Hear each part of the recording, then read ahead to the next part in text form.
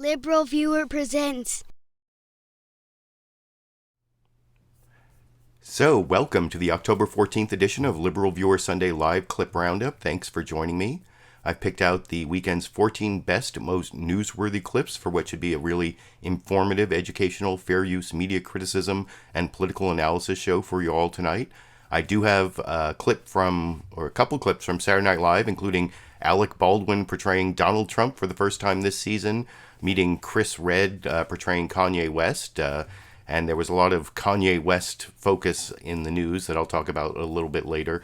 There was also some important things happening this week that actually got covered better, I think, on Saturday Night Live's Weekend Update and kind of on Bill Maher's monologue on HBO's Real Time with Bill Maher. Those will be my first three clips, the political comedy clips, but then, of course, the rest of my clips come from the big five corporate outlets of ABC, NBC, CBS, CNN, and Fox News, the so-called corporate media here in the United States. If you want to follow along on my clip list, these are the notes I take for myself that I check along the way. There's a link down in the video description.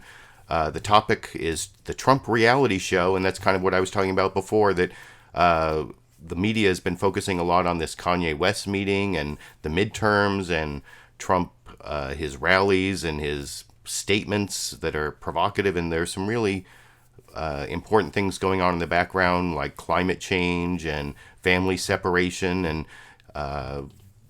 the breakdown of relations with Saudi Arabia that were covered to varying extents on the Sunday morning news analysis shows, but not so much as the Trump reality show, which was portrayed by Saturday Night Live's Cold Open, the quintessential reality show moment when Donald Trump met with Kanye West. If you watch that, the thing is, you can't really parody it. You can't really make it into some sort of satirical moment because it's like a self-parody. It was just so bizarre to watch that it was actually more of a comedy sketch than Saturday Night Live's Cold Open. I've taken a couple clips from the Cold Open and put them together into into a minute and 25 seconds of the Cold Open from Saturday Night Live that I'll talk about with you after we watch together over here. Thank you all for joining us today for this important discussion. It's in no way a publicity stunt. This is a serious private conversation between three friends plus 50 reporters with cameras. I'm proud to welcome Kanye West, Yeezus, Yandi, Yadam, Yosain. An amazing guy. Thank you for coming, Kanye.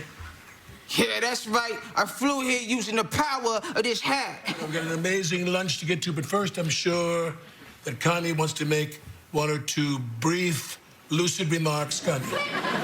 First, let me begin with the idea that time is a myth of infinite amounts of universe, and I'm a prisoner in a different dimension. Have I lost anyone so far?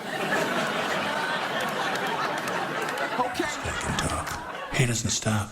He doesn't listen to anyone but himself. Who does he remind me of? And I don't want to brag, bro. I don't want to brag, but I really have a high IQ. I'm a stable genius. I got a big brain, and I got the best words. Oh, my God, he's Black Me. This is like getting visited by the ghost of Christmas Black. Quick, look at Jim Brown instead. Oh, my Lord. What have I gotten myself into? I played football with a leather helmet, and my brain is still working better than his. Kenan Thompson's been on Saturday Night Live forever, almost. Well, not forever, but you know what I mean. And he actually got some of the best moments in that clip, or in that Cold Open. As usual, the source of almost all my clips are available for free at links down in the video description, including that entire Saturday Night Live Cold Open that I put a couple clips together there. And like I said before I showed it, I think that it's hard to parody something that was so bizarre. And I think what's more important is to have the insider to make the point that I was saying at the beginning of the show, that when you concentrate on the Trump reality show, you miss some really important things, which I think the Saturday Night Live Weekend Update team did a better job of covering than actually any of the Sunday morning news analysis shows, which did cover climate change somewhat and some of the other important issues, but didn't point out how we're getting distracted from those issues, as well as Saturday Night Live's Weekend Update did over in this 1 minute 48-second clip that from the beginning of Weekend Update. You can watch all of Weekend Update free on YouTube at a link I put down in the video description. Here's the first minute 48 seconds of it over here. Well, guys, hi. This was pretty crazy, but look, it's not the end of the world, okay? Because this is the end of the world. That's right, scientists basically published an obituary for the Earth this week, and people were like, yeah, but like, what does Taylor Swift think about it? We don't really worry about climate change because it's too overwhelming and we're already in too deep. It's like if you owe your bookie $1,000, you're like, okay, I gotta pay this dude back. But if you owe your bookie $1 million, you're like, I guess I'm just gonna die. That story has been stressing me out all week. I just keep asking myself, why don't I care about this? I mean, don't get me wrong, I 100% believe in climate change, yet I'm willing to do absolutely nothing about it. I mean, we're all gonna lose the planet. We should be sad, right? Like, this whole episode should be like a telethon or something, but it's not. I think it's because they keep telling us we're gonna lose everything, and nobody cares about everything. People only care about some things. Like, if Fox News reported that in 2030 climate change is going to take away all the flags and Confederate statues, oh, there'd be recycling bins outside of every Cracker Barrel and Dick's Sporting Goods. White dudes would learn how to recycle then. Black people already recycle good. Every container in my apartment used to be something else. But you know how much more black people would care about the planet if you told us we was going to lose Atlanta in 10 years? Black dudes would put windmills on their rims. You want white women to care about the environment? Tell them that if they don't do something about climate change, we're gonna lose all the yarn. White women love yarn. No more hats, no more scarves, no more of those ridiculous socks you knit for your dog. Yarn. Yarn. I don't know about the yarn thing, but I did like the idea of trying to talk about specific things we're going to lose based on climate change rather than losing everything, which people can't relate to. And I thought Colin Jost's analysis there was also kind of funny and slightly insightful and, like I said, better than the corporate news media coverage that they didn't really see the way we're getting distracted from, you know, Kanye West not being the end of the world, but the actual end of the world. And that was covered somewhat in, you'll see in the newsmaker interviews, but not really in the news summaries, which I will get to after I show one more news clip, one more political comedy clip, excuse me. This is from HBO's Real Time with Bill Maher last Friday. Bill Maher, in his monologue, he kind of made the same point, or came close to making the point I'm trying to make, but he was like criticizing the coverage of the hurricane because they have all those reporters out there in like the 100-mile-an-hour winds, and it's so ridiculous. And I mean, that's a fair point, but it's not really as fair a point as missing the whole that we're concentrating on Kanye West instead of climate change. It's just we're concentrating on the wrong part. And by the way, I actually showed how Fox News never talks about climate change, even when they're talking about the warmer water intensifying the storms, in a very brief, like 40-second video I uploaded this week. I put a link down in the video description to that as well. But anyway, here's Bill Maher's, two parts of Bill Maher's monologue talking about Kanye West, climate change, weather people standing out in the wind, and also the only mention of the Mueller investigation on any of the shows. Apparently, Donald Trump is going to give some written answers about collusion to Robert Mueller. That may be another reason why the news seems so different. You know, for a few weeks, or for a couple weeks there, I didn't even have Trump in the title of my news roundups every Sunday because it was Brett Kavanaugh. And now there's like no Russia scandal because Robert Mueller decided within 60 days of an election he wasn't going to make any Russia scandal news, or I mean, there's very little Russia scandal news, but it's briefly mentioned in the middle of this Bill Maher clip from his monologue on Friday that I'll talk about with you a little more and criticize the end of it after we watch together over here. You've heard of a slow news week. This was a stupid news week.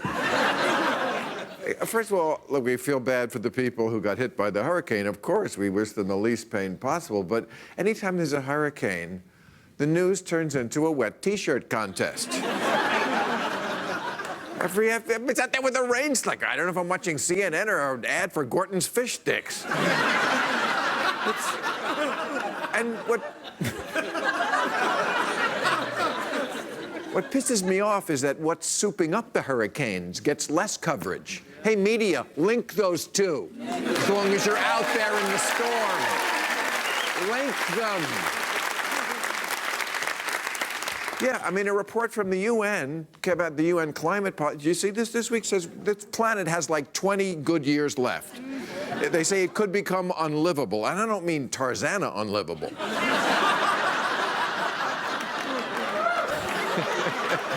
I mean unlivable, like Kid Tarzan. It's a great place.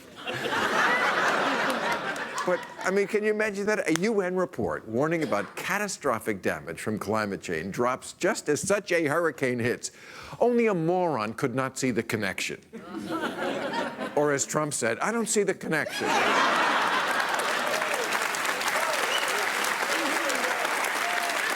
There are reports now that Trump has finally agreed to talk to Robert Mueller. Will not talk, but answer 15 questions in writing. First questions, why did you let Kanye in the White House?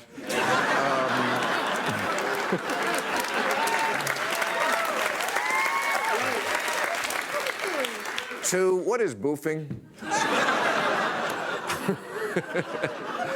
3, when you do your hair and your makeup and you go outside, you do realize we can see you. That would... But I don't know if you saw that this week, but Donald Trump, our president, held a meeting at the White House to stress the importance of mental health. He didn't mean to, but that's... But come on, well, I mean, really. I mean, Kanye West called for abolishing the amendment that freed the slaves. He said it was a trap door for black people, whatever that means. And Trump was like, you had me at bringing back slavery.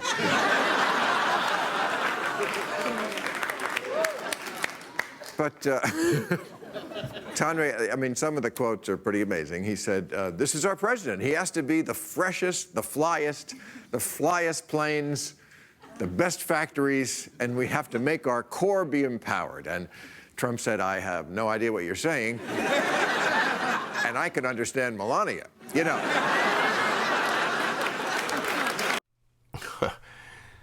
So, like I said, that was the only mention of Robert Mueller, and I do have some criticism of Bill Maher with the jokes he made about Melania Trump. Not that think Melania is some, like, trapped hero. I think she's complicit and not necessarily the best person, but he uses, like, that was sort of like a dumb immigrant joke there at the end, and then he goes into this whole, like, gold digger, you know, anti-woman stereotype joke, and I know some of my viewers don't like that when I analyze comedy that way, but one of the things that Bill Maher did later is he got kind of schooled on identity politics from a couple of his guests. Rebecca Traister was there.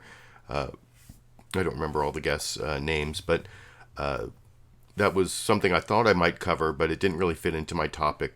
But it was nice to see Bill Maher get schooled on the way he attacks identity politics and how, you know, there are real... he was talking about political correctness. And, I mean, well, I don't want to go into that whole topic. That's why I didn't take any clips on it.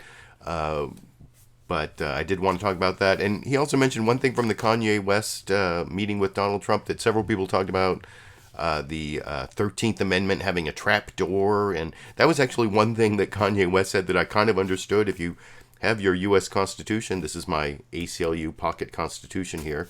And, of course, if you're one of my patrons on Patreon at the $10 a month level or more, you can sign up to get one of these. There's a link for that in the video description, or you just give me a $10 contribution on PayPal with your address to ship it to. I will send you this ACLU Constitution along with, one of these hashtag LiberalViewer weatherproof vinyl stickers. But the point I'm making about the 13th Amendment, since if you had your Constitution, you could read it, there is sort of a trap door in here, or like a big exception to neither slavery nor involuntary servitude, except as punishment for crime. shall exist within the United States. And that's the trapdoor I think that he was talking about, that you can basically put people on chain gangs or use them for slave labor if they're convicted of a crime. And that actually happened in the Jim Crow South and is sort of a basis of mass incarceration. If you read The New Jim Crow by Michelle Alexander, this book I've had up here forever, one of my, it's sort of the Bible of the anti-mass incarceration movement, and maybe even the Bible for Black Lives Matter. I don't know. I don't think I have a right to speak for Black Lives Matter, but it's a very, very important book worth reading, and I think you'll see that in some ways it supports at least that one thing that Kanye West said. But anyway, those are the comments I wanted to make about Bill Maher's monologue jokes, and now I want to get to the actual news clips. As usual, NBC's Meet the Press had the longest, best news summary, assuming you accept the focus of the news summaries, and they're almost all on this. It's the midterms and the divide and the way that the politics is being nationalized. You'll see Chuck Todd starts off by saying Tip O'Neill's old saying that all politics is local might have been right back then, but it's not right now, and talking about basically the midterms and the split between the House and the Senate, and there's some clips in here of Trump rallies. And anyway, I will talk about this news summary, which is, like I said, is the best news summary if you agree the focus is on sort of the Trump reality show and the political horse race, which maybe it shouldn't be, as I will discuss with you after we watch this 4-minute news summary from NBC's Meet the Press together over here. Good Sunday morning. Tip O'Neill famously said, all politics is local. He was right then. Boy, is he wrong now. In the age of Trump, all politics is national. Republicans, mostly in Senate races, want to remind voters how much they love President Trump. Democrats, mostly in suburban House races, want to remind voters how much they dislike President Trump. And Mr. Trump wants to remind everyone how much he loves to be at the center of it all, flooding the zone with made-for-TV appearances all week long. We've never seen one party take over a chamber of Congress while the opposing party gains seats in the other chamber. But that could happen this year.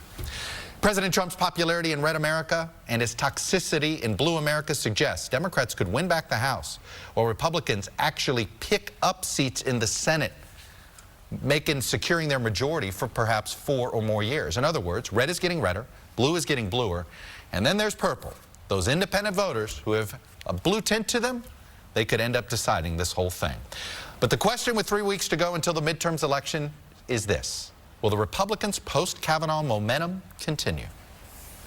We're having a lot of victories, folks. Can you handle it? President Trump, eager to energize his base and kickstart his 2020 campaign, has a message for Republican voters. The midterm elections are all about him. A vote for David is a vote for me, and a vote for Steve is a vote for me, and a vote for Cindy is a vote for me. A vote for Marcia is really a vote for me. It's an argument Democratic candidates are also making in the suburban House districts. The party needs to win back control. Barbara Comstock might as well be Barbara Trump stock. Mike Kaufman didn't stand up to Donald Trump. Plain and simple. This week, Mr. Trump toured campaign battlegrounds from Council Bluffs, Iowa to Erie, Pennsylvania, Cincinnati, Ohio to Richmond, Kentucky. Called into Fox News and answered questions from reporters, taking advantage of a lull in stories about the special counsel probe to tout Republican momentum. We are more energized as Republicans than ever, I think, ever before. We just got poll numbers for some of the Senate races. In many of those Senate races, Republican candidates are hoping to sustain energy among Mr. Trump's core supporters without alienating independent voters. Which one would you guys consider yourselves aligning more with, likes of Senator Jeff Flake or President Donald Trump? I'm a Martha McSally Republican. I'd say that I'm a Mitt Romney Republican, maybe a George Romney Republican as well, and I'm kind of a Martha McSally Republican also.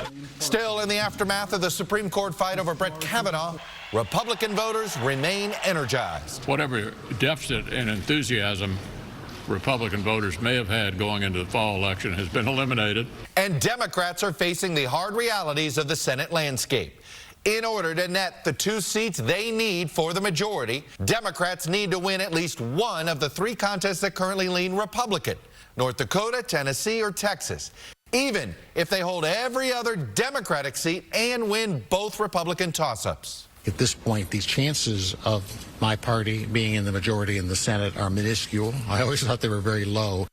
While Republicans borrow Trump talking points, Angry left-wing mob. The left-wing mob. Mob. Far left mob. Mob. Angry mobs. some Democrats gearing up for 2020 argue that to beat Mr. Trump, they may have to be more like him. Michelle says that, when they go low, we go high. No. When they go low, we kick them. That's what this new Democratic Party is about. A message some 2018 candidates in competitive races are rejecting. I'm going to quote my grandmama. She used to say, never ever wrestle with a pig. You both get dirty, but the pig likes it. Joining me now from Miami. So that was the NBC News summary. I think I pretty much pre-criticized it, or saying that it was the best news summary, but the focus on the midterms and the Trump reality show misses some really important things. Although I did notice they mentioned the Lull and Robert Mueller stories, which I had forgotten was in there. I watch these clips 3 times, and sometimes I only notice things on the 3rd time. I watch them once when I watch the show, once when I capture the clip, and then once when I'm watching it with you and I read your comments along the way. Now, I think that the ABC This Week with George Stephanopoulos news summary, not quite as good. It's only 1 minute and 41 seconds long. It has a lot of the same focus on the midterms, has talk about the horse race. There's, if you read my clip list here, I say, George, midterms, polls, because it's all about the polls, although the polls are kind of interesting. I like seeing poll results, and they make them seem more interesting than they really should be, because they're not as meaningful as the numbers, this is like real facts here, but polls have quite a bit of variance. And if you watch the results of the 2016 election, when Donald Trump became president, when the polls said most likely not going to happen, like 1 in 4 chance, well, sometimes the 1 in 4 chance happens. That's the problem with polls, especially we're still, 23 days out from the midterms, but that's what the corporate news media focused on mostly, was the horse race, and especially ABC with the polls over here. Stephanopoulos. Good morning and welcome to This Week. Just over 3 weeks from the midterms, our brand new poll gives both parties grounds for hope and fear. President Trump's approval rating has climbed to 41%, the second highest of his presidency. Republicans also hold a slight edge over Democrats on handling the economy. And the number of Americans who say they want Democrats to control Congress as a check on Trump is slipping. But they are still a majority, and Democratic candidates for the House lead Republicans by 11 points among registered voters, fueled by a Democratic edge on key issues like health care and a wide lead among women voters. Only 36% of women approve of President Trump, and they prefer Democratic to Republican House candidates by 22 points. The gender gap is the widest we've ever recorded in a midterm election, and our poll shows that voters are engaged. 76% say they are certain to vote. That's higher than normal for a midterm, and here, Democrats have the edge. In Kentucky this weekend, the president previewed his closing arguments along with one of his potential challengers. You can either vote for Democrat mob rule, or you can vote for a Republican Party that stands proudly for law and order, fairness, freedom, and justice. The example we're showing the rest of the world is sad. Our values are being shredded. Our democracy is under assault. A president has put his own interests before those of our ideals. The question is not who Donald Trump is. America knows who he is. The question is, who are we? A lot to talk about here on our roundtable, joined by Chris Christie, former... And I don't know why they went straight from the news summary to a roundtable and not to one of their newsmakers. The newsmakers, as you'll see from the newsmaker clips in a few minutes, were not very impressive this week. But one thing that I forgot to mention that I liked about that ABC This Week clip is that it was the only news summary, or the only one of the news analysis shows that put Donald Trump up against Joe Biden. And I did see this news story in the last week or so that supposedly Joe Biden is the 2020 Democratic presidential candidate they fear the most, because he's going to take the white working class voters, or some of them, away from Trump in, those key states, Michigan and Wisconsin and Pennsylvania. And I don't know if that's true or not. I don't think that.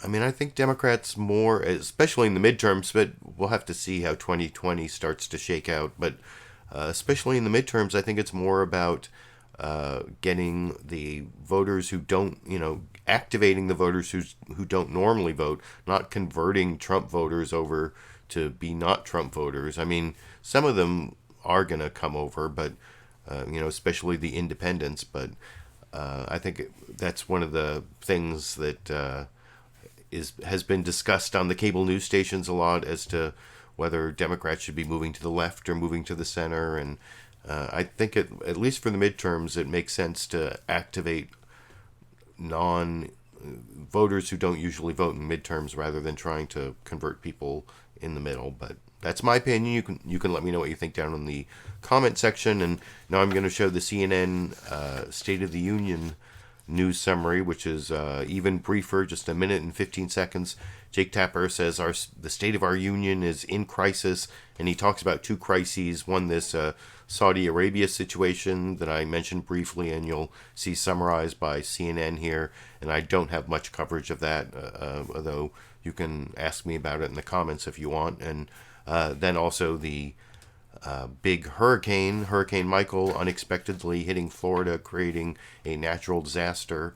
And those are the two crises that make us in crisis in the news summary from CNN State of the Union. The third of four news summaries, and the last one is the Fox News Sunday news summary, which is sort of an alternative universe as usual. But here's CNN, and I'll talk about it a little more after we watch together here. Hello, I'm Jake Tapper in Washington, where the state of our union is in crisis. It's just over 3 weeks until the midterm elections, and President Trump is dealing with two major tests of his leadership. On the world stage, an unfolding diplomatic crisis over the disappearance of Saudi journalist Jamal Khashoggi, who should be celebrating his 60th birthday this weekend. President Trump said Saturday he was planning to talk to the King of Saudi Arabia shortly, and in a new interview with 60 Minutes is vowing to take action if the Saudis are proven to be to blame for the missing journalist. We would be very upset and angry if that were the case. As of this moment, they deny it, and they deny it vehemently. Could it be them? Yes. We're going to get to the bottom of it, and there will be severe punishment. President Trump has not offered any indications on what that punishment could be. And this morning, Saudi Arabia fired back a warning shot, warning it will retaliate against any punitive action. President Trump is also managing a major domestic disaster after Hurricane Michael, the worst storm to hit the U.S. in at least a quarter century, left at least 18 people dead and thousands without power or resources. President Trump is planning a visit to the hardest hit areas of Florida and Georgia in the coming days. Joining me now is Senator Marco Rubio, Republican of Florida. And I will have a couple Marco Rubio clips coming up. And Jake Tapper on CNN State of the Union was one of the people who actually asked him about climate change. And so I can't really fault him. I mean, he didn't really talk about it there. It was actually NBC's Meet the Press that never said the words climate change in their entire hour, which I don't understand. But I'm going to get to my criticism of the Chuck Todd interview of Marco Rubio in just a minute. But first, here's the final news summary, the Fox News Sunday news summary. And as I promised, it's kind of an alternative universe news summary. I've criticized the other news summaries for not focusing on the real news. And so actually, in this case, Fox News may, in a way, it's kind of like up for grabs. Maybe what they're focusing on is more important. They all focus on the midterms.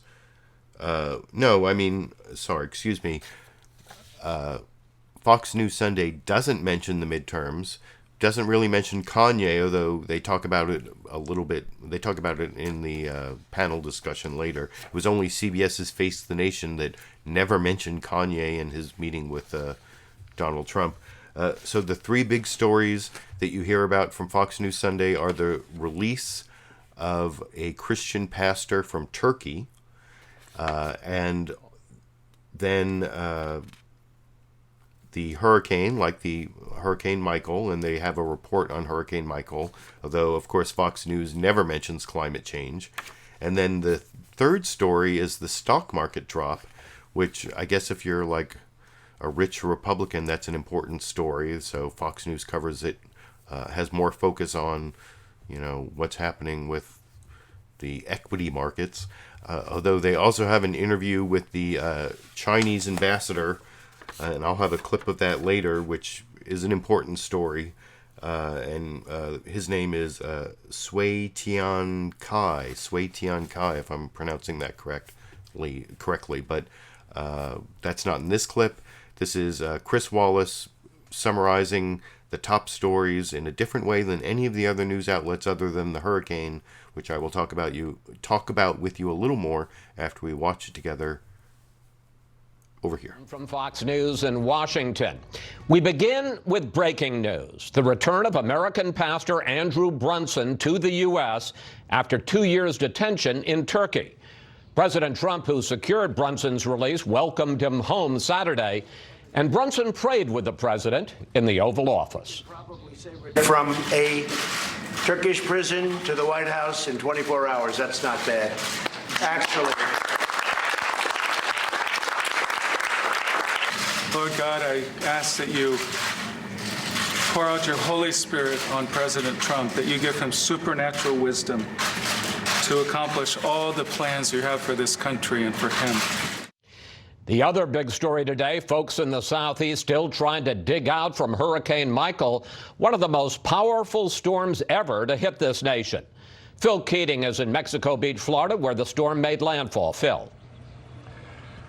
Chris, post-hurricane, day 4 just beginning, and FEMA Director Brock Long and Florida Governor Rick Scott just landed. They are here getting a look on the ground up close. The catastrophe that a near Cat 5 hurricane brings. The search for the unaccounted through all of the rubble continues. Total death toll now at 19, but that number is expected to rise today. Shell-shocked residents returning to the scene sum it up in one tragic word: catastrophe. Block after block in this town of 1,200 people looks like a bomb went off. Most evacuated before the hurricane, but not Steve Ramsey and his dogs, and they probably shouldn't have survived. It came in so fast that I had to take the broom and bust this top window out and dunk my dogs under and swim out. So I threw all the dogs and everything in the boat, climbed in the boat, and rode it out. NOAA images before and after hammer home Michael's magnitude. About 1 million Americans from Florida to Virginia still have no power, many for the 5th straight day. And tomorrow, President Trump flies into Panama City to take a look at this historic disaster for himself. Chris. Phil Keating reporting from Florida. Phil, thanks for that. There was another big story this week, the dramatic drop in the stock market, raising new questions about the state of the U.S. economy. Joining us now, President Trump's top White House economic advisor, Larry Kudlow. Larry. And I'll have a Larry Kudlow clip from ABC's This Week with George Stephanopoulos later. But like I said, that was like a totally different set of 3 important stories other than the hurricane. They had extensive coverage of the hurricane, but like I said, Fox News Sunday had no mention of climate change anywhere. My favorite phrase from that Fox News Sunday news summary was when they showed the pastor who was released from Turkey, and he was praying that Donald Trump be given supernatural wisdom. I'm not sure what that is, but I'd be happy if he just had like average wisdom. I'm an old Dungeons and Dragons player, so I mean, supernatural wisdom, is that like you roll over 18, or you get like pluses so that you're over 18 in wisdom? Or I'd be happy if he was like a 10, a 9, an 8, even a 7. I'd be happy if Donald Trump had a 7. So for all you Dungeons and Dragons nerds out there, you know what I'm talking about. But anyway, I also mentioned that I was going to criticize NBC's Meet the Press as the only other of the big 5 corporate outlets that never mentioned climate change, even though they all covered the hurricane in Florida somewhat. And even though specific weather events can't be tied to climate change, the idea that hurricanes are stronger when the water is warmer, there's really no doubt about that, and that'll come up in some of the later clips I show. But here you see Chuck Todd on NBC's Meet the Press not only talked to Marco Rubio about the hurricane with several questions, but in this last question, you'll see he says, well, we shouldn't politicize these hurricanes, right? Although he's talking about running negative ads after a hurricane. And they also talk about the breaking of norms. I still have been thinking about making my video about norms, where I talk about how for those who remember the TV show Cheers, how everyone yelled Norm when Norm came into the bar at Cheers. That's actually a social norm. And I've been thinking about making a video about that for a long time, but I digress. Let me play the clip, 1 minute, 37 seconds from NBC's Meet the Press, never mentioning climate change, as I will criticize a little more after we watch that clip together over here. Political norms get erased all the time now, but one of the norms got erased in Florida, which was in the middle of a hurricane coming and hitting the shores, there was always this ceasefire on television. No political negative ads. That didn't happen this time. You had the Republican Party running negative ads against Andrew Gillum. You had some super PACs running negative ads against both Rick Scott and Bill Nelson. Is this just par for the course, or would you like to see this sort of put back into place? Should the candidates be more steadfast in taking politics out of hurricanes? Yeah, look, I don't think anything's ever going to be the way it once was, especially at the eve of the election. We're 4 weeks away. My fundamental question is whether politics is standing in the way of dealing with a hurricane. That would be the one thing I'd have a real problem with. And I don't think television ads, whether they're right or wrong from a moral perspective, I don't think television ads keep candidates from doing their job. For example, you saw the mayor of Tallahassee went back to Tallahassee, and the governor's doing his job there. And Bill Nelson, my colleague, was focused on the hurricane as well. Ron DeSantis is not in office right now as an elected official, but his running mate, Jeanette Nunez, is, and she was at the EOC and has been doing her job as Speaker pro tempore of the state, the #2 in the Florida House. Right. So I think that's the thing I would look at. As far as norms are concerned, you know, politics is different today than it used to be, and I don't think it's going to go back in many instances. All right, I want to move to the disturbing story of the missing journalist, Jamal Khashoggi, Washington Post columnist. I know you've been very focused on this. First of all, as a member of the intelligence community. So at least Chuck Todd did ask Marco Rubio about this whole Saudi Arabia situation, which is an actual important foreign relations story, not tied to the Trump reality show that did get covered on most of the Sunday morning news analysis shows to one extent or another, even on Fox News Sunday, I believe. But I just reiterate the criticism of NBC's Meet the Press before the clip, that they never asked Marco Rubio about climate change. They never mentioned climate change ever in the whole Meet the Press hour.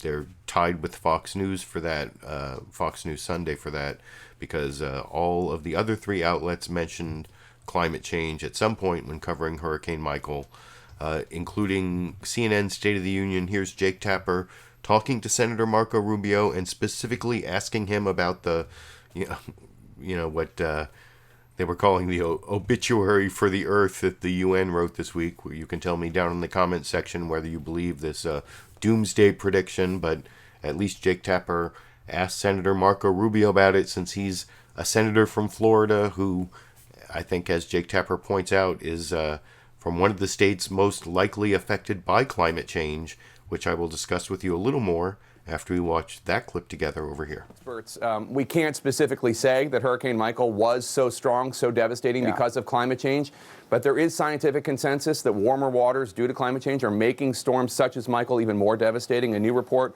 from the UN outlined a dire global forecast within the next 20 years. The Union of Concerned Scientists said Florida could lose more than 1 million homes by the end of the century due to rising sea levels because of climate change, which they say is man-made. What do you say to constituents who ask, why are you not one of the leaders in Congress on this issue? Well, I would say that that's not true. We are. For example, that we've funded the study in Congress that I've pushed for to better understand exactly what you've just said, primarily on the Atlantic side. Sea level rise and changes in the climate, those are measurable. So I don't think there's a debate about whether that is happening, because you can measure that. The secondary aspect is how much of that is due to human activity. And from a policymaker, the question is, what policies can we change to deal with that human activity? That's where the debate really has been. So I confront it two ways. The sea level is rising. We know that. I mean, you can measure that. That's not something anyone's debating. And that's why I've pushed for mitigation and mitigation standards and things that we need to be doing, primarily because the insurance marketplace is going to start pricing this in. So we better have answers on places like Miami Beach here in South Florida and the like. The second question about how much is human activity contributing towards that, I mean, what percentage of that is due to human activity? And the third question, what laws can we change? That's the more complicated one, especially the third one, because some of the things they're asking for is already happening. If you look at U.S. today, we're cleaner than we used to be. Natural gas is a clean source. Nuclear energy is very clean. But you have to fight the same people to approve of that. Do you believe it's man-made? What's that? Do you believe it's at least in part man-made? Yeah, look, scientists are saying that humanity and its behavior is contributing towards that. I can't tell you what percentage of that is due to human activity. And I think many scientists would debate the percentage of what is attributable to man versus normal fluctuations, but that there's actually a rise in sea level, that temperatures are warmer in the water than they were 50, 80, 100 some years ago, that's immeasurable. I don't think there is a honest debate about that. But in 20 years, we'll be able to tell your children. To me, though, is what can we do about it? Yeah, and in 20 years, are you going to be able to say to your children and my children, these are the 3 or 4 things that I pushed for in Congress to help mitigate this factor? Well, certainly mitigating sea level rise, because no matter what we do with laws, if tomorrow we stopped all carbon, let's say we went to all solar panels and did all that stuff, which is not realistic, there still would be this trend would still continue. And so we're going to have to do something about the impact that it's having on low-level coastal areas. And that means mitigation, hardening, lifting, how we manage water. We're all over that. We've been working on that very hard and continue to, strategies to mitigate against those factors that are going to be in place no matter what happens with our energy policy. But I'm also not going to destroy our economy. There's a reality here, and there's a balance on that end of it that we need to be focused on. I want to turn to the Washington Post journalist Jamal Khashoggi, who was allegedly killed inside the Saudi. And you can see Jake Tapper also covers the Saudi Arabia thing that I'm not really going to cover, but also an important story that I'm not going to fault the Sunday morning news analysis shows for covering, like the whole Kanye West thing, and so much focus on the midterm, even though as a news junkie, I love watching the horse race and the midterm polls and all that. But at least Jake Tapper did ask about climate change, unlike Chuck Todd on NBC's Meet the Press.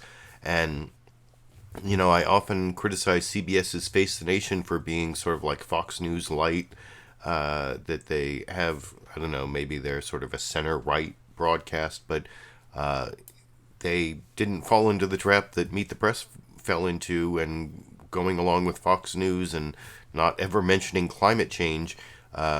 Senator Marco Rubio was actually over on CBS's Face the Nation, and John Dickerson asked Marco Rubio about the whole climate change situation and got basically the same answer you saw there from CNN's State of the Union. So I won't show you the same answer again, but I will show you this follow-up question that John Dickerson asked to Democratic Senator Chris Van Hollen, asking him basically to respond to that.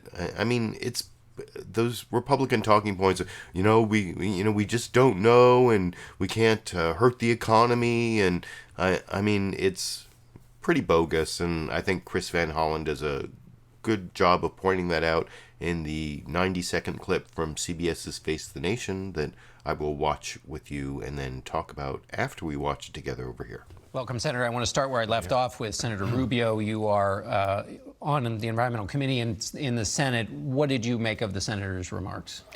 Well, look, in the same week that we saw Hurricane Michael flatten the Florida Panhandle, we had this report from the world's leading climate scientists saying climate change is hurting us today, and it's only getting worse. And at the same time, you have the Trump administration and a lot of Republicans who just want to put their head in the sands. They don't want to hear the information. And we should start by not making things worse. This administration and Republicans in Congress are actually rolling back auto emission standards, rolling back clean power plant rules. So let's stop making things worse, and then we definitely need to take action to make things Well, what better. of Senator Rubio's point and the administration's point, which is once you come in with all these regulations, you choke off the economic recovery that America's in the middle of now?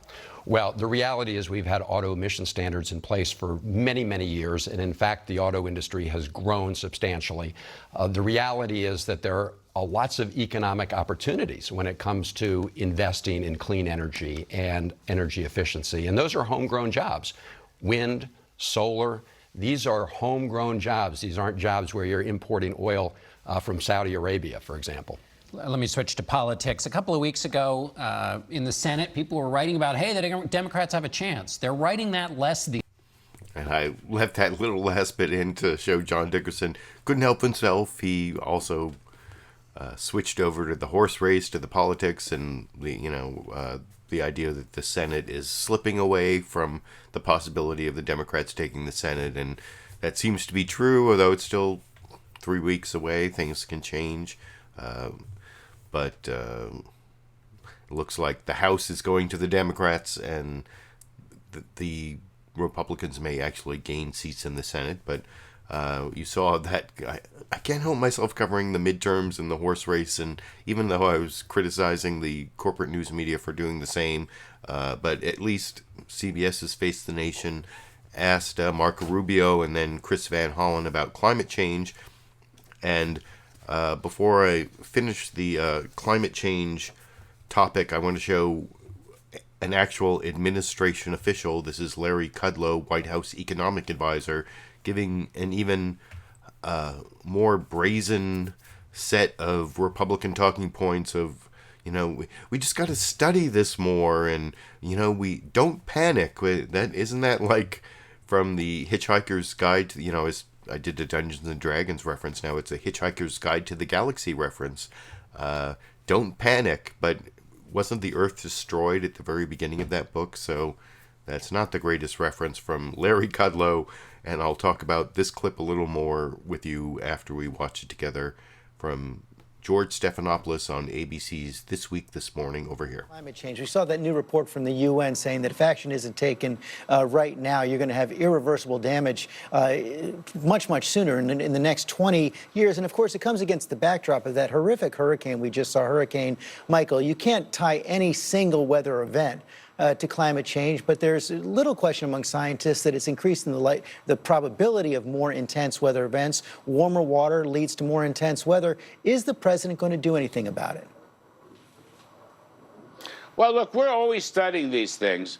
I mean, you had, I guess, Bill Nordhaus from Yale got a Nobel Prize on his own economic work with respect to climate change. I respect that. He's a really brilliant guy. The issue here, though, is magnitudes and timing. Personally, I think the UN study is way too difficult. I won't say it's a scare tactic, but I think they overestimate. These models have not been very successful in the last 20 years, and we have to be cognizant of the work that needs to be done. I'm not denying any climate change issues, George. I'm just saying, do we know precisely, and I mean worth modeling, things like how much of it is man-made, how much of it is solar, how much of it is oceanic, how much of it is rainforest, and other issues. I think we're still exploring all of that. I don't think we should panic. I don't think there's some imminent catastrophe coming, but I think we should look at this in a level-headed and analytic way. The New York Times is reporting this morning that Jared Kushner, the president's son-in-law, White House aide, likely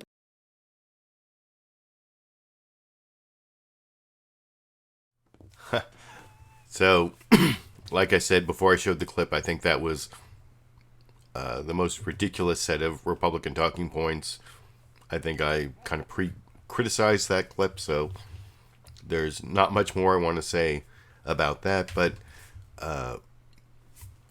I did want to say that I've been reading the live comments along the way. I appreciated that I've gotten 3 Super Chat contributions from the live viewers so far. Here's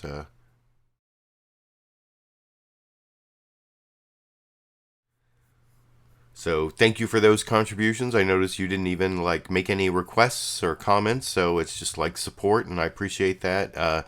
Although Sexy Bob, I did notice earlier, made this comment.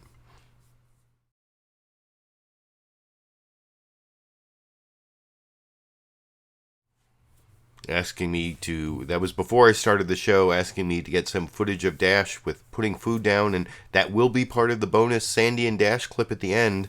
Right before I started the show, I fed Dash, and I got some video of Dash jumping up and eating his food, just as Sexy Bob requested. So that's a live viewer request actually fulfilled, because it came before the show started and I had to delay the show for reasons I don't want to go into. But I do want to move on to this next topic, which is actually what makes me most upset about the focus on the Trump reality show is, there are several really terrible things going on, and the last clip I'm going to show you before the bonus Sandy and Dash clip is Bernie Sanders talking about some of the terrible things going on in the background, including climate change. But in this next clip, I have to give kudos to ABC's This Week with George Stephanopoulos, the only one of the Sunday morning news analysis shows from the big five corporate outlets that I cover to actually mention family separation, which is still going on. Although they're not talking about it still going on, they're talking about this random comment that Trump made on Saturday that he might reinstitute family separation. Apparently, one of the Trump administration trolls, Stephen Miller, has this whole plan to reinstitute family separation that George Stephanopoulos asked Senator Jeff Flake, the supposed moderate Republican, who ended up voting for Brett Kavanaugh after, really thinking about it for a long time and then doing the wrong thing. And that's one of the things I hate about Jeff Flake. And I'll talk about another thing I hate about Jeff Flake after I show you this 1 minute, 2 second clip from ABC's This Week with George Stephanopoulos, the only news show covering the ongoing immigration crisis that I will talk about with you also some more after we watch that clip together over here. Talk about President Trump. We've seen him out on the campaign trail pretty consistently over the last week. One of the issues he started to raise again is the return of the family separation policy. Let's take a look. Now everybody wants to come in, and they come in illegally, and they use children. In many cases, the children aren't theirs. They grab them, and they want to come in with the children. So we're looking at a lot of different things having to do with illegal immigration. I will say this, if they feel there will be separation, they don't come. So the president's talking about bringing that policy back in some form. It comes as we have this new poll out this morning showing Democrats now have a huge edge on immigration over Republicans. Is the president making a mistake here? Yes, he is. We shouldn't bring that policy back.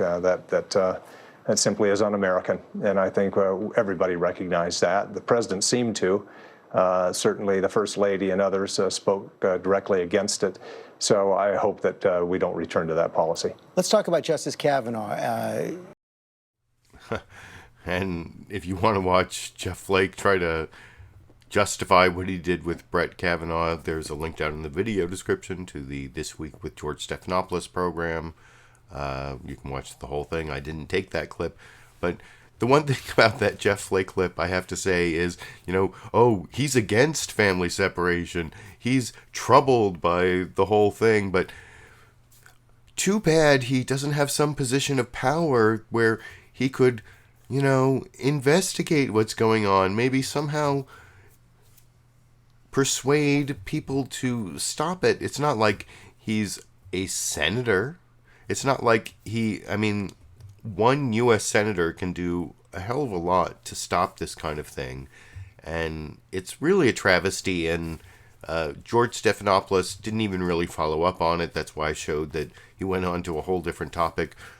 But one thing that I'm really proud of as a member of the ACLU and an ACLU activist is the ACLU hasn't been letting this go. This is something the ACLU tweeted today. Every day they've been tweeting how many days since the Trump administration missed their deadline on July 26th, where all the kids were supposed to be reunited with their families. it's been 80 days. And by the way, if you follow me on Twitter, wait, hold on a second.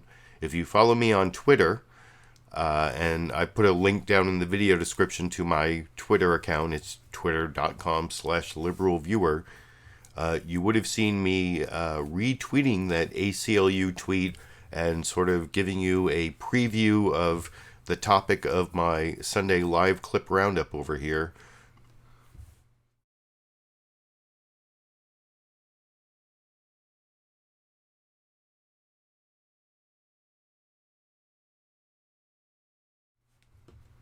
And several people who do follow me on Twitter like that and retweeted it, so I appreciate that. That's kind of my analysis of how the news analysis shows this morning didn't really focus on what's really important, more on the polls, which I kind of like, even though I am criticizing them for it because I'm such a news junkie. But then the whole Kanye thing, which everyone but CBS covered, and then I have a couple more clips here. The next one is actually one thing that Fox News Sunday covered. I criticized them before for having... Oh, I think Sandy is hungry. She just like walked up right here and she's giving me a look. But because I fed Dash, but I did not feed Sandy yet. So whatever. Sorry, that distracted me. So yeah, Sandy's right there. But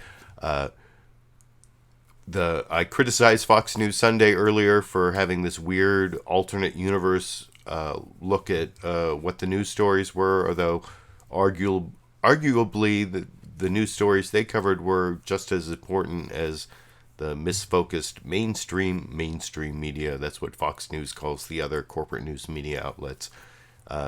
So I criticized Fox News Sunday before, but they did have this exclusive interview with the Chinese ambassador, and let me get his name right here. It's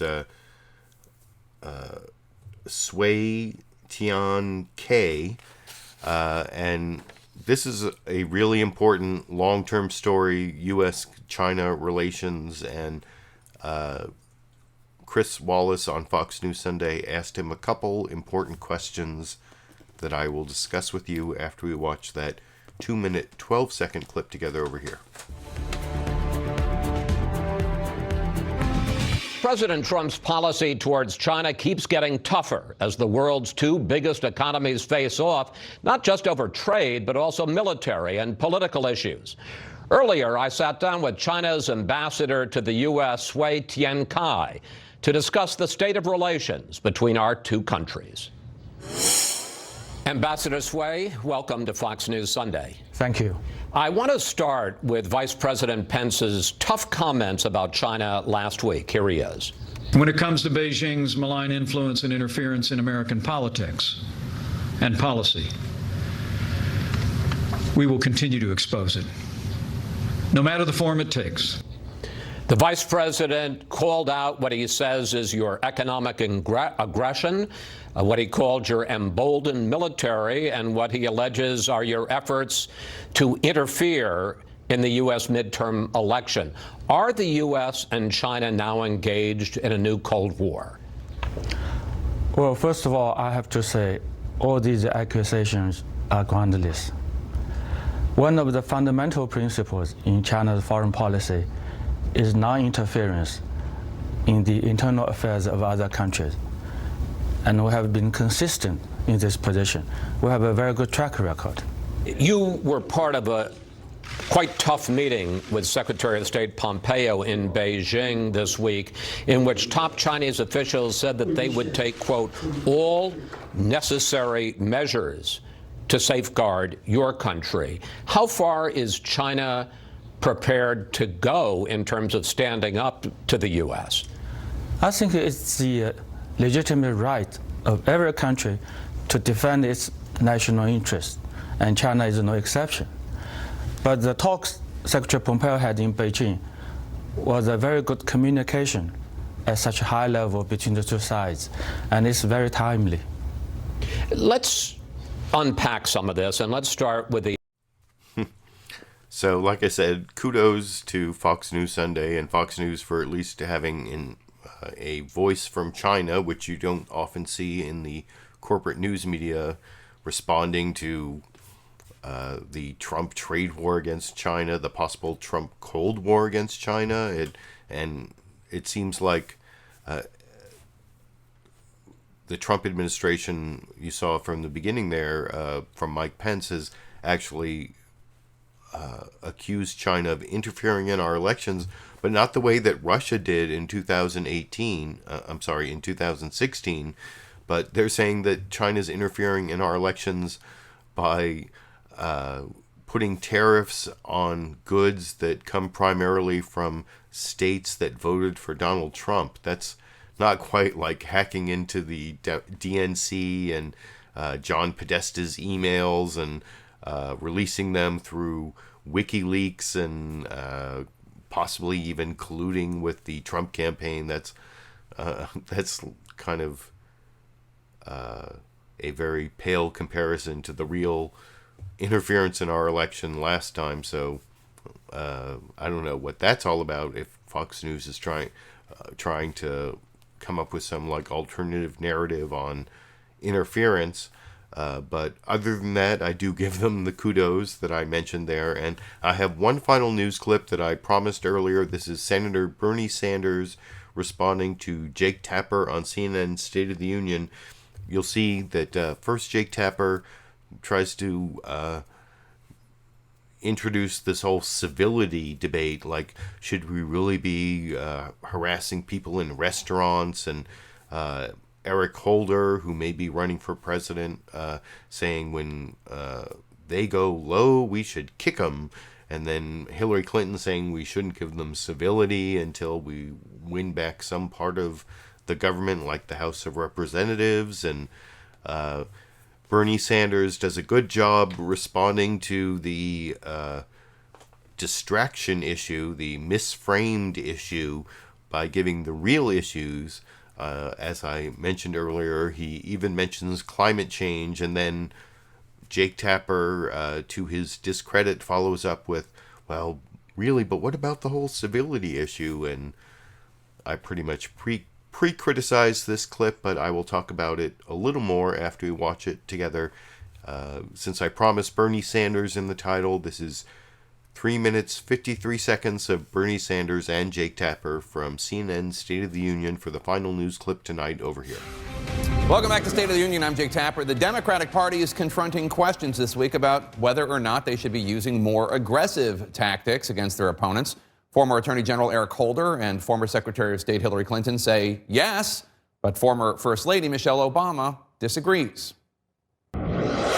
Michelle says that, when they go low, we go high. No. When they go low, we kick them. You cannot be civil with a political party that wants to destroy what you stand for, what you care about. Fear is not it's not a proper motivator.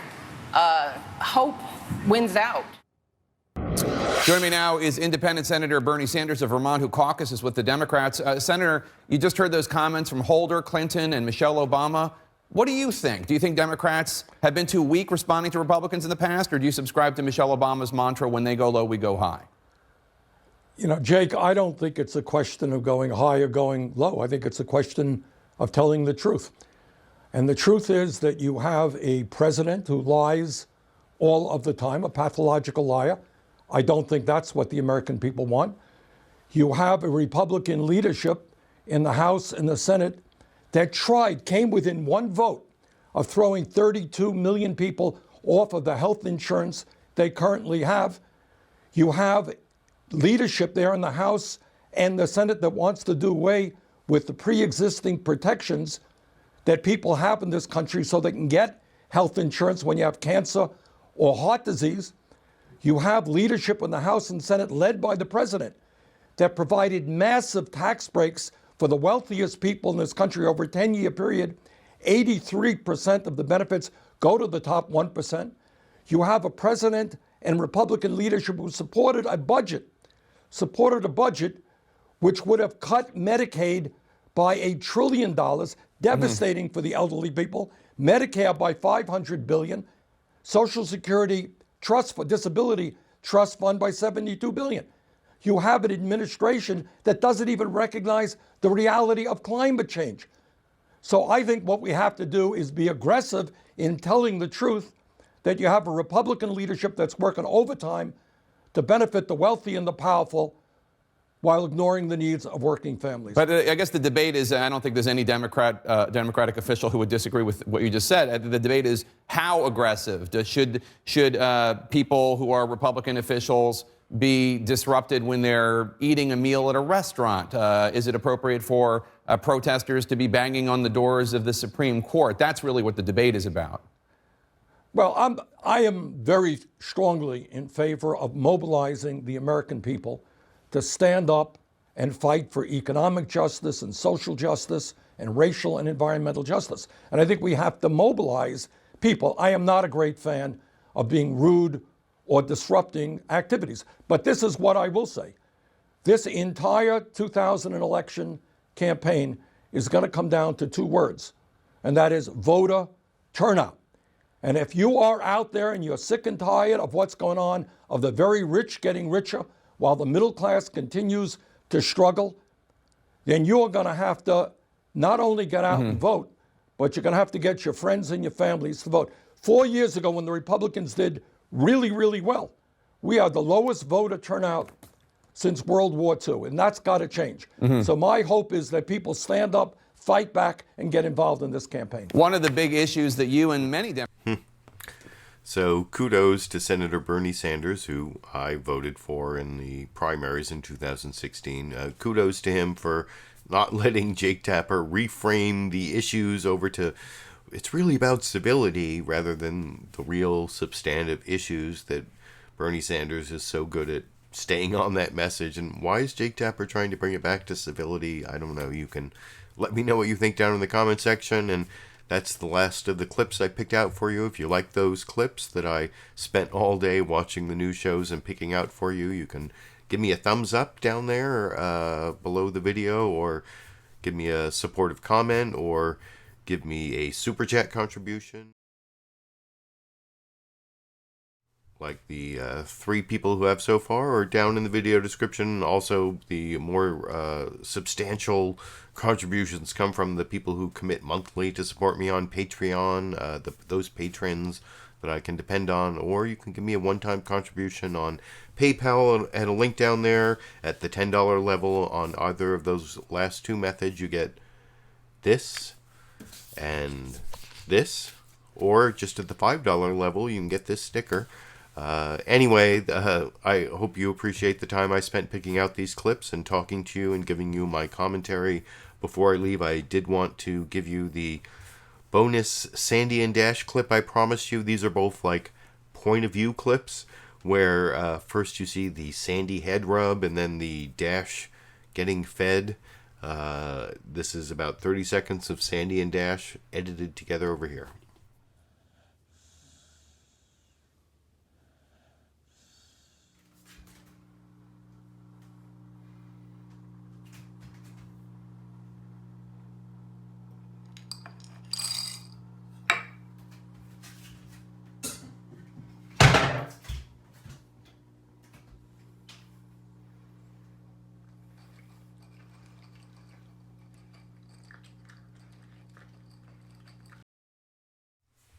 So there you go, the bonus Sandy and Dash clip. Sexy Bob got the put food down for Dash and video the feeding of Dash eating clip that he asked for. So I aim to please. I, as best I can, try to please my viewers. Not really. I actually just pick out and do what I want to do. But I just happened to see that request and had time to respond to it this week.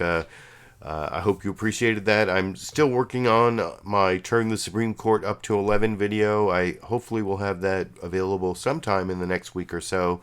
I did, like I said, down in the video description, you can see the very brief video I uploaded this week. Hope I may have some other issue come up in the next week that causes me to upload some other video.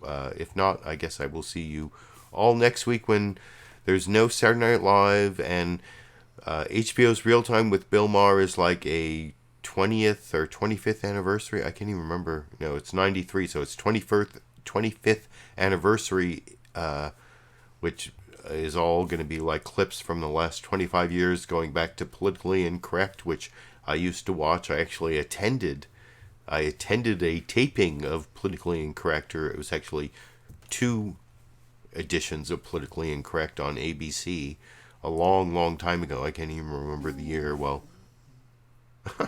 you just hear Sandy make that noise. Anyway, I guess that means it's time to end the show. Sandy's telling me to end the show, so until next week, or until I have some other reason to upload a video. Why are you whining? I guess Sandy wants to be fed. So I will go feed Sandy, and until next week, I will see all of you around the internet.